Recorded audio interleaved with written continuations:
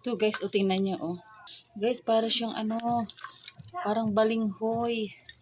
Oh, tingnan mo naman.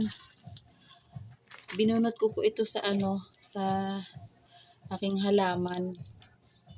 Yan oh. Ang dami niyang laman.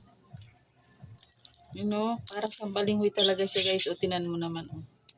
Yan. Na ano, naglinis ako dito sa harapan namin. Tinatanggal ko yung lupa. Tapos ito kasi yan oh. Yan ang kanyang halaman yan guys. Eh wala na, patay na. Yeah, binunot ko para yung ibang lupa. Ibang lupa nito ay itatanim ko doon sa ano. Ilalagay ko doon sa ibang mga halaman na kulang sa lupa. Yan o. Yung pinagtatanggal ko sa mga timba.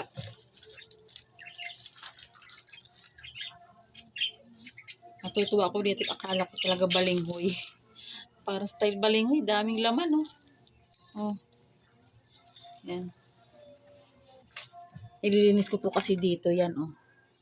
Yan. Daming ano. Daming kalat. Ito nga po yung kanya mga lupa oh guys.